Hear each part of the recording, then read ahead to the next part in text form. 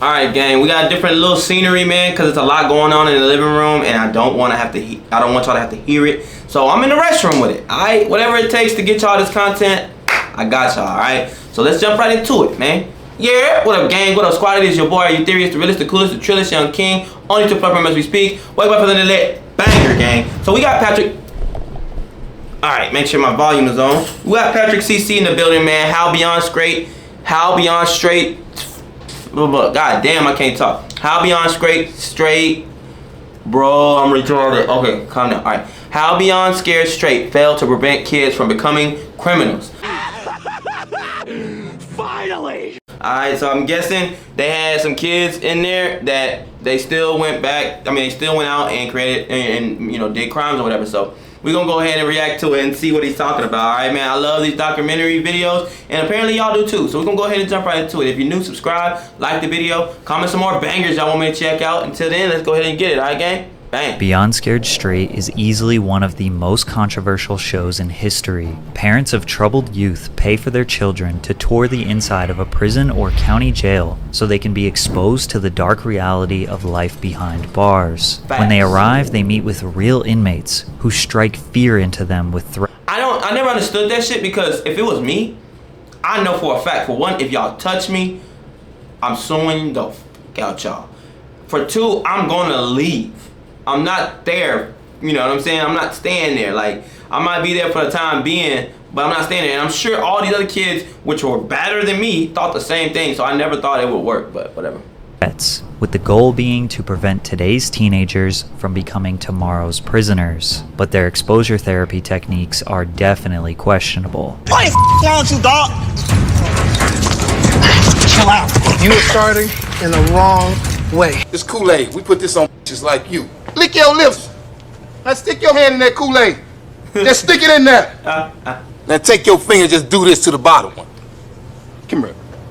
I kiss you, you orange flavor mother. Whoa! You ready? Hold on. Yo, hard. Man, you hard. You want to do hard? There you go. You want to do? Try me. Try me. Yeah, try me. I want you to try me. I want you to try me. Try. Now, there's no doubt that the show is entertaining and has given us some pretty hilarious moments over the years. However, our entertainment is at the expense of children's suffering. And the craziest part is, it has been proven on multiple occasions that Scared Straight doesn't work. In fact, Oh, wow. it might actually increase their chances of becoming lifelong criminals. Wow. A lot of people don't realize that Scared Straight is not just a television show on A&E. It's a program that has been implemented all over the United States for the past 50 years. And the Really? reason it I got didn't so know popular was based on just one alleged successful experiment. Scared Straight was the name of a television documentary released in 1978, produced by Arnold Shapiro. Jeez. It was critically Arnold acclaimed, Shapiro. won an Academy Award, and even won an Emmy. See, they're gonna put lipstick on your lips, earrings in your ear, and have you swishing your ass up and down these tears, hustling cigarettes for your man. Wow. What did I say? What did I say, mother? You here for 2 hours? You belong to us for 2 hours. The film documented No youth offenders who way. visited Rahway State Prison in New Jersey. They met with inmates with the goal of being so scared of going to prison that they went on to live a straight or crime-free life. The documentary No claims way. that 80 to 90% of the 8,000 children who visited Rahway's program would go on to remain law-abiding citizens afterwards. The popularity and surprisingly positive results led to more than 30 states rapidly implementing the program. No further questions were asked. Jails and prisons all over the country saw one documentary and thought they had a solution to all of their youth offender problems. Oh, well, The this program's works. validity was immediately questioned by juvenile delinquency professionals, but that didn't stop it from becoming popular. The original documentary was followed by Scared Straight, Another Story in 1980, also produced by Arnold Shapiro. Another This Story. one was just a dramatic film. The subjects were actors who did scripted reenactments of their petty crimes, which led them to entering the Scared Straight program, being screamed at, and then feeling reformed after a couple Wow. overnights in the prison. Then in It's a 1987, movie. Scared Straight 10 years later Whoopi aired. I'll be Goldberg. your host for Scared Straight Whoopi 10 years Goldberg. later. A fascinating update on what's happened to the kids and the convicts Whoopi. filmed a decade ago. What I steal, I need and I want. It's embarrassing.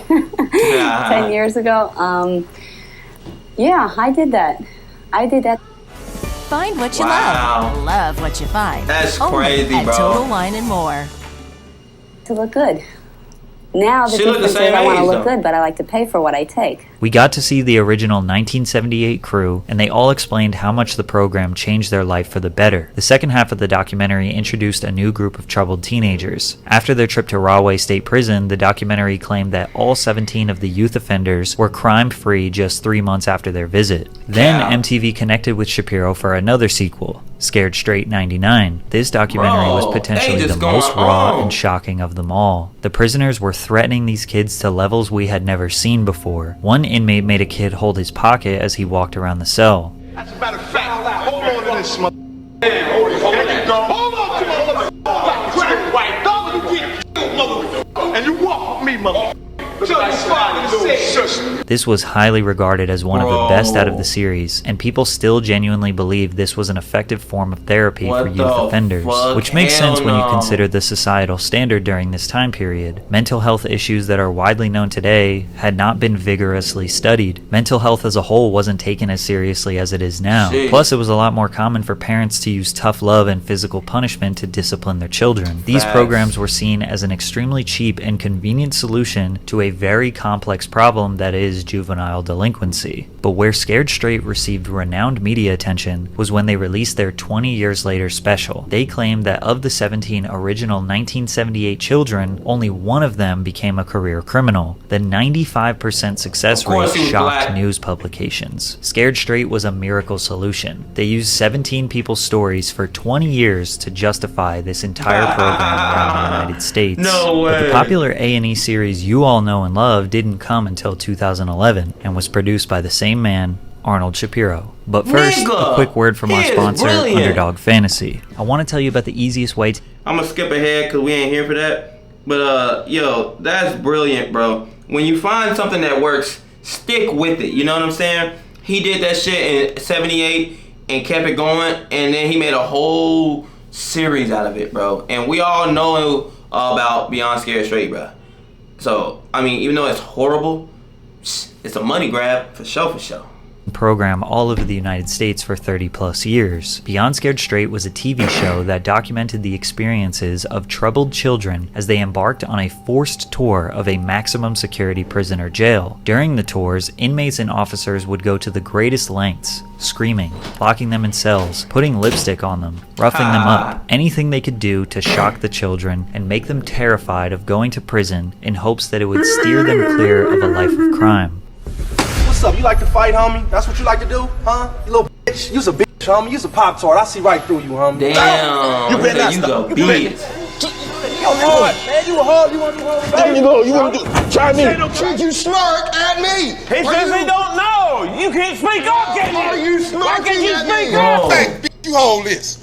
You drop it, I'll smack out of you. I don't give a about going. This was the most staggering and horrific Scared Straight program we had ever seen, and What the people fuck? loved it. The show's That shit premiere alone crazy. attracted a staggering 3.7 million viewers, making it the most watched original series debut in the network's history. The undeniable success of Beyond Scared Straight led them to producing 83 episodes across 9 seasons, spanning from 2011 until 2015. Oh, they stopped? But the most eye-opening know they realization about stopped. this show is that the Scared Straight program was proven by the federal government not to work. Since the release of the original film, many justice institutions and criminal prevention professionals have thoroughly studied the effects of the program to determine if it actually works. Surprisingly, numerous studies have shown that the Scared Straight method can actually do more harm than good. The most significant study was conducted by the U.S. Department of Justice after the release of the original film. They examined the outcomes of 9 controlled trials conducted from 1967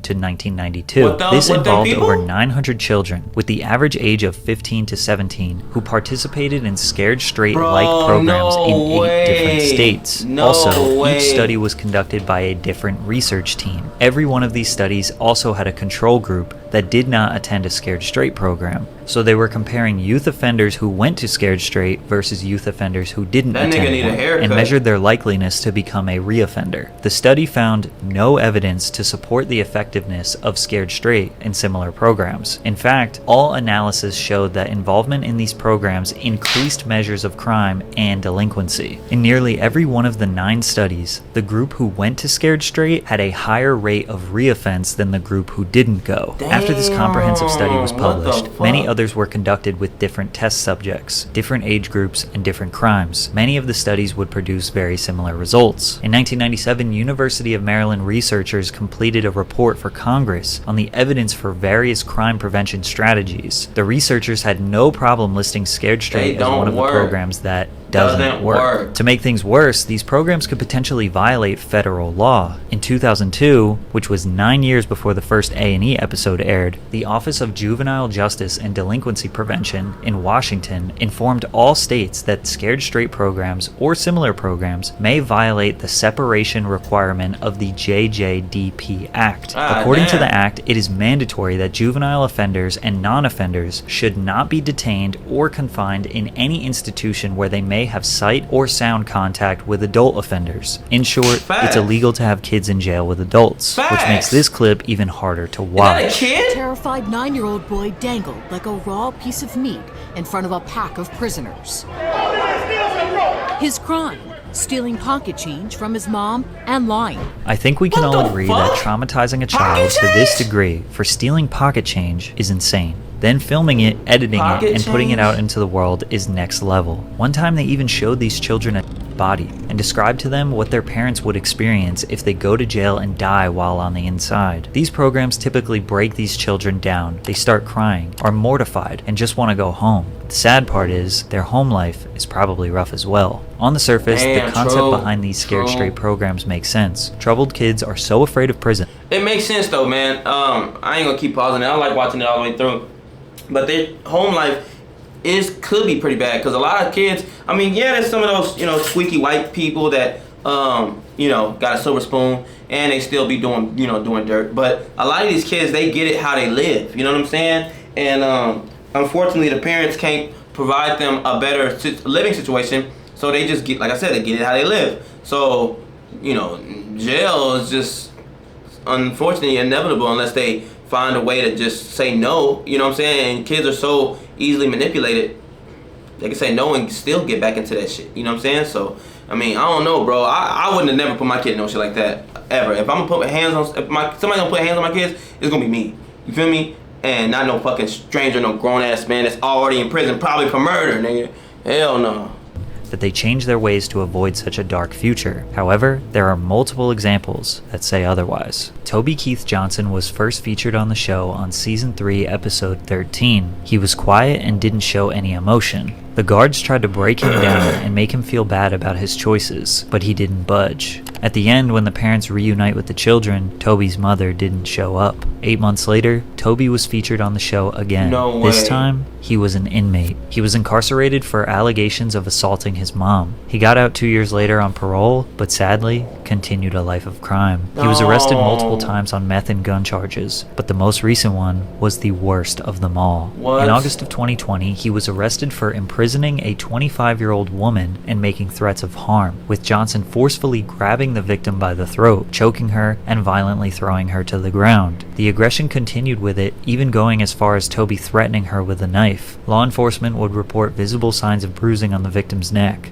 I think it's pretty obvious that Scared Straight had no positive effect on Toby whatsoever. His mom didn't even show Franklin Morris up, made his bro. premiere on A&E in 2012. At the time of filming, he was living in Baltimore with his mother, Dana. In an emotional episode, Dana revealed the extent of Franklin's school suspensions, stating that she couldn't even begin to give a precise number. Franklin himself shared a nonchalant attitude towards his mother's concern, saying, My mother says I'm either going to end up dead or in jail. I really don't pay no mind. At the young age of 14, Franklin participated in the program, already having convictions for gambling and vandalism. One of the incidents that landed Franklin a spot on the show saw Franklin and his friends wreak havoc in a store, knocking items off the shelves and vandalizing a local shop. Years after his time on the show, Franklin Morris became one of 3 teenagers who met a grim fate near a playground in North Baltimore. No way! Franklin was one of the 3 teenagers shot and killed near a playground in North Baltimore. He was found shot in the fucking head along with a 19-year-old Marquise Caldwell and a 17-year-old Tariq Adams. Oh, bro. That's so Franklin was failing. Oh, man. What's wrong, Nene?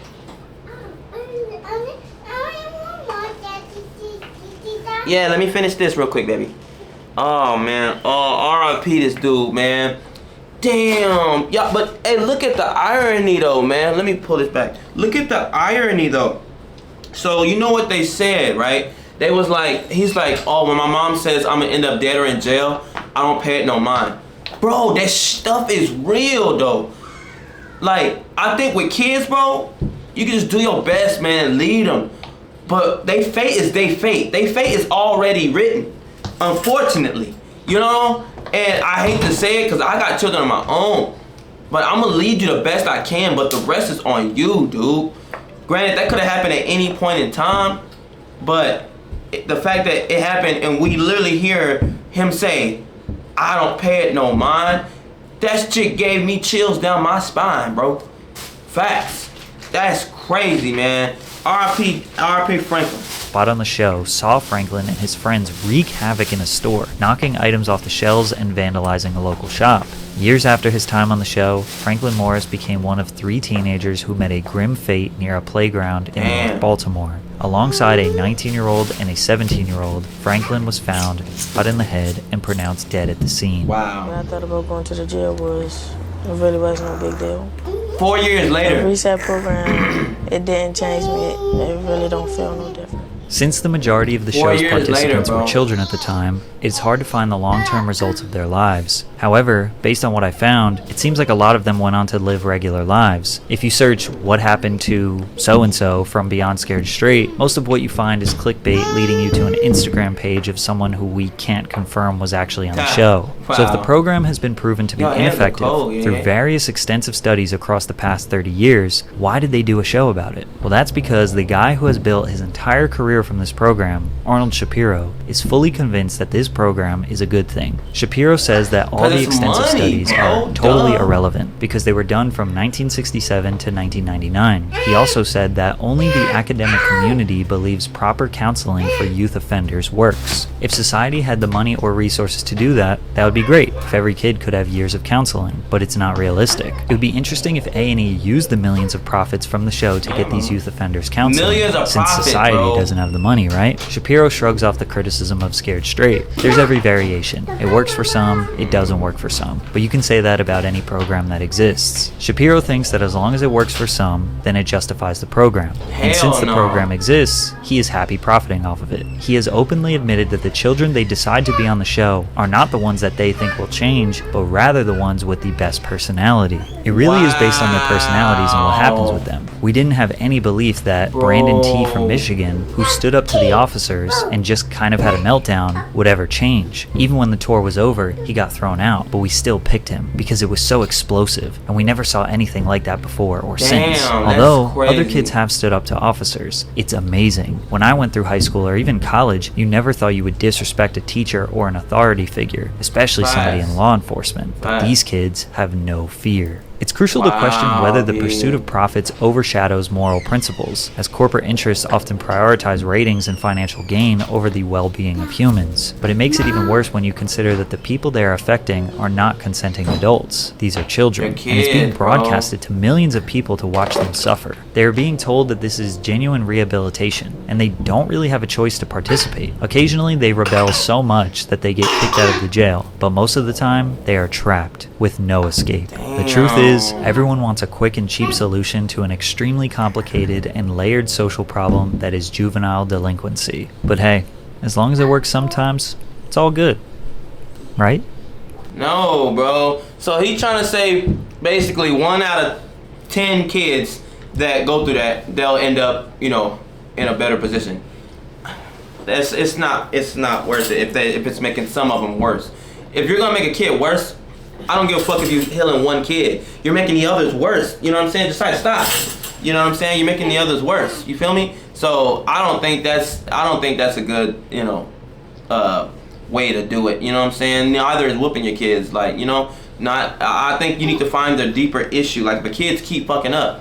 What's going on? Like, why are you doing this? You know what I'm saying? So, you know, I don't know, man. Me and this old girl at the job was talking about, you know, getting hit with switches, you know, when we were younger and shit. And, you know, that was pain, you know, and they inflicted it on us, trying to teach us a lesson. But only thing we knew was we didn't want to get hit no more. So we tried to, you know, get away with shit smarter. Like, you know, I don't know, man. But y'all let me know what y'all thought. Do y'all think that's a good way to get their kids straight? Or is it just a money grab and the parents just trying to get famous or some shit? I don't know. Anyway, man, if you're new, subscribe, like the video, comment some more bangers y'all want me to check out, man. Until next time, your boy is out. Alright, gang? Hold on, let's get everybody on here. Alright, what you got to say, Nene? Happy birthday! Happy birthday cake. What you got to say, mama? You want Kit Kat? Okay, alright, we're gonna say bye, okay? Bye! Bye! Bye?